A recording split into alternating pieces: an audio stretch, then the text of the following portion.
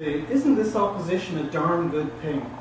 We all need a natural break against sudden change in order to temper our zeal and produce more sustainable change. I wouldn't go that far. I'm much more of a Jeffersonian. A little bit of revolution is a good thing now and again, but you have to bring the people with you, and so far this is proving complicated. What to do? Well, I think you will surmise that I think there's a lot going on here that doesn't quite meet the eye. The little wars or skirmishes around Article 12 are, in an important sense, proxies for deeper tensions at the base of our political and legal systems. I need Guinness later on. Very often we find these wars become a war of attrition with no way out. We don't even know victory when we see it. I remember playing cowboys with my brothers when we were young. We used to spend 5 minutes shooting our toy guns and another hour in intense Jesuitical Irish debate about who shot who first and who was really dead. The impasse would only end when my mother called us in for dinner and then continue over dessert. I suggest that the power of the objections or the fears to the process of change under Article 12 is best explained by relating them back to underlying tensions and even contradictions in our inherited legal and political culture. I want to use the time and space to dig into those tensions. I think this reveals why it's so hard to give more concrete expression to the paradigm shift of Article 12. In the process, it might point a way toward a better communicative strategy to allay fears and create a much more welcoming space for experimentation, innovation, and yes, mistakes. Theory? Yes, but remember it was John Maynard Keynes who once said, "All men who consider themselves wholly practical and free from theory are probably themselves the slaves to some defunct theory, without even acknowledging it to themselves." I'm very much of his mind, although I have to admit it was a former Irish Prime Minister who was a very academic chap, who once quipped, "This is all very well in practice, but will it work in theory?" Absolutely true, he did say that. No, the point of the temporary excursion into theory is always to return to practice and to change it. So where are these deeper fault lines, and where might the breakthroughs occur? Really, the debate at the heart of Article 12, I think, exposes some deep fault lines, which, like the proverbial dragon, should be brought out into the open before slain.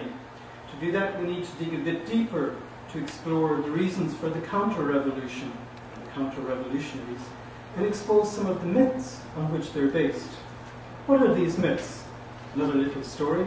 I was once walking in New York with my wife, and we overheard a lady yelling into her cell phone. Nothing unusual there, they all do it in New York. And she was saying, "The problem with my moisturizer is it just doesn't moisturize anymore." We gave each other a knowing look which said, "Only in New York could you hear this." Now, like the moisturizer that doesn't moisturize anymore, why doesn't the paradigm shift? I think the key to this is a somewhat counterintuitive point. We're all naturally delighted we have a convention on disability. And it may be surprising to say this, but I think the Disability Convention isn't primarily about disability. It's really the latest iteration of a long, extended essay at the international level about a theory of justice. A theory that is applied to disability, to be sure, but one that's woven from much deeper cloth and has universal reach.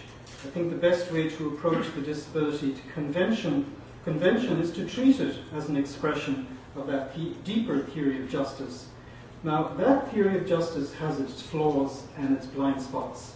The Disability Convention in Article 12 in particular, whether by accident or design, addresses these flaws, and in the process expands the underlying theory of justice.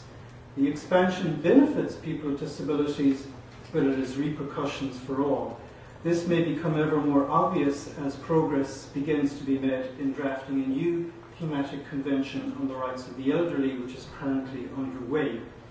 What are these flaws or blind spots I speak of, and how does the Disability Convention point to a new way? I wonder if you just turn on the light because my eyes are not up to the task of seeing all of this. You just actually have to get behind you, sorry. Oh, that's okay. Yeah, you got my back. Well, first begin with personhood. Let me remind you of some of the essential predicates in our legal and political order, essentials which are woven so deep that we hardly ever are ever conscious of them. Our systems are committed to a theory of the right, which is just a fancy way of saying that the most legitimate political order is the one that creates an uncoerced space in civil society for the individual to flourish. We don't tell you what to think or how to behave. If you harm others, you'll be held to account, but otherwise feel free to shape your destiny in accordance with your own wishes and preferences, however odd you may feel them to be. The spatial image at play is one of atomized moral agents, realizing themselves in civil society. Thanks very much. Planning, plotting, weaving, ducking, and constantly changing course. The spatial image of the state at play is one that intervenes least, or that possibly provides a welfare floor to optimize the chances of all in this planning, plotting, and weaving, otherwise called freedom. I've always felt that the line between Lexington and Concord with Woodstock is fairly direct. The allure of this is that it allows maximum space for personhood. Now, although personhood rests on a web of philosophical theories, it has an essentially political character. We know what it is to be human, to belong to the species. We can distinguish humans from other animals. Personhood is different. It marks one's recognition as a person, and therefore as a subject of the law and the political order, as a beneficiary of the system of justice. It is laden with political overtones. Now, a person in this sense was confined by the Romans to male citizens, and Blackstone famously quipped that upon marriage, woman suffers civil death, as was mentioned by Tim earlier on. I've said it before that a similar stripping of personhood took place in the past with respect to persons with disabilities. Some would even say that the very term personhood implies its own negation, i.e., there are some human beings who, whilst being human, are not persons. So where is the line between those humans that are persons and those who are not?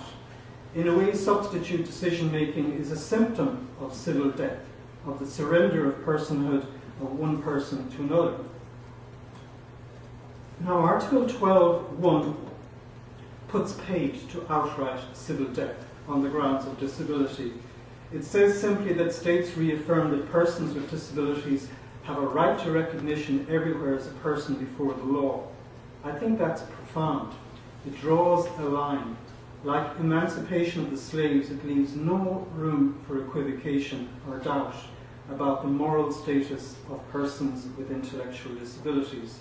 That should be the end of it, but it isn't, because in the eyes of many it still arguably leaves space for a functionalist approach, one that identifies specific incapacities and responds with substitute decision-making, albeit of a much more narrowly tailored nature.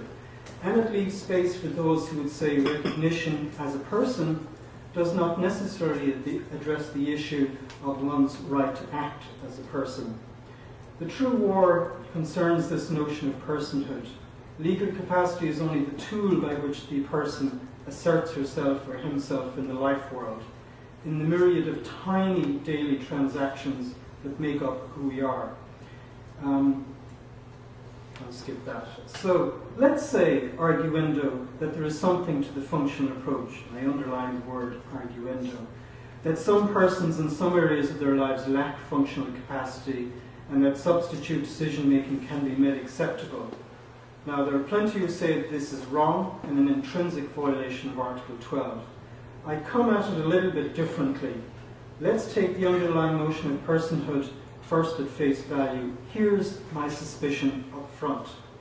The concept of personhood that underlines or underpins this functional approach is really a rhetorical device, part of a syllogism, setting up, explaining and justifying a certain kind of political order.